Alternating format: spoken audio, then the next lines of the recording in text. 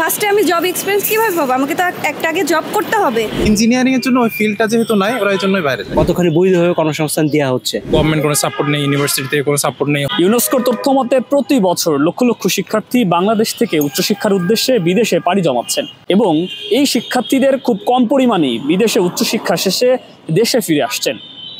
এর পেছনে আসলে কারণটি কি, সেই উত্তরটি আজ আমরা খোঁজার চেষ্টা করব। আগামীর বাংলাদেশের প্রতিনিধিত্বকারী তরুণদের অনেকে মনে করেন দেশে রয়েছে সীমিত সুযোগ এবং বেসরকারি খাতগুলোতে অনভিজ্ঞ তরুণদের সুযোগ না দেওয়া। আসলে বাংলাদেশে শিক্ষার স্কোপটা আসলে সব দিক থেকে কম, চাকরির সেক্টরও কম। ইঞ্জিনিয়ারিং ব্যাকগ্রাউন্ডে যারা আছে তারা দেখা যাচ্ছে হয় অ্যাডমিনিস্ট্রেশনে যাচ্ছে বা বাইরে চলে যাচ্ছে। তো ইঞ্জিনিয়ারিং এর জন্য ওই ফিল্ডটা যেহেতু নাই, ওরা এই জন্যই বাইরে যায়। গ্রাজুয়েশন কমপ্লিট করার পরে সে চাকরির খুঁজতে গেলে সে চাকরি পায় 10,000 15,000 স্যালারি, এরকম চাকরি পায়। তারপর ভালো একটা চাকরি খুঁজতে গেলে জব এক্সপিরিয়েন্স চায়। তো আমি যেহেতু জব করতে যাব, তো ফার্স্টে আমি জব এক্সপিরিয়েন্স কিভাবে পাবো? আমাকে তো একটা আগে জব করতে হবে। একজন স্টুডেন্ট 4 বছর 5 বছর পড়াশোনা শেষ করে যখন আমাদের দেশে এখানে থাকতেছে, যদি 100 জন বের হয়, কতজন কর্মসংস্থান পাচ্ছে? হ্যাঁ, কর্মসংস্থান কতখানি ফাঁকা আছে? হ্যাঁ, কতখানি বৈধভাবে কর্মসংস্থান দেওয়া হচ্ছে? এটা একটা অনেক বড় ব্যাপার। কেউ কেউ মনে করছেন দেশে 4-5 বছর ধরে স্নাতকোত্তর ডিগ্রি অর্জনের পরও তাদেরকে চাকরি পেতে আরও 2-3 বছর বা তারও বেশি সময় পড়াশোনা করতে হয়। তারপরও রয়েছে চাকরির প্রাপ্তির অনিশ্চয়তা, সে কারণে হচ্ছেন অনেকেই বিদেশমুখী।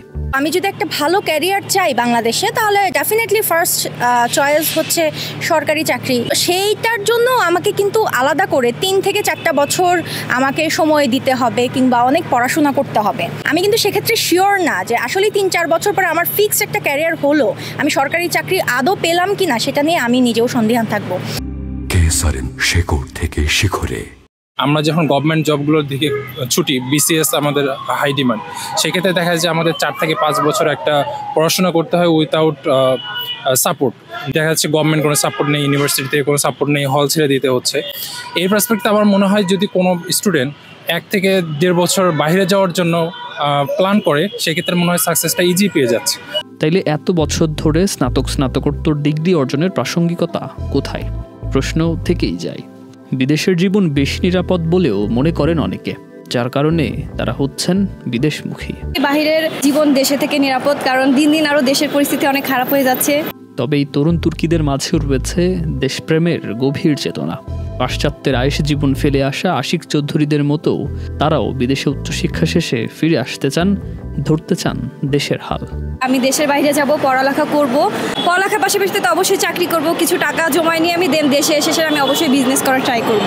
তো ডেফিনেটলি আমি দেশে আসবো, আমার পিএইচডি শেষ হওয়ার পর ইনশাল্লাহ অবশ্যই দেশে আসবো। আরও যে স্টুডেন্টরা বাইরে আছে তাদেরকে আহ্বান করব, তাদের যে নলেজ গ্যাদার করার পর তারা যেন দেশে এসে আমাদের যে প্রবলেম সলভিংগুলো তো ওই প্রবলেম সলভিংগুলো যদি আমরা দেশে এসে সলভ করি, তাহলে মনে হয় আমাদের দেশকে আরও অনেক এগিয়ে নিয়ে যেতে পারবো। সুকান্ত সরকার, চ্যানেল আই।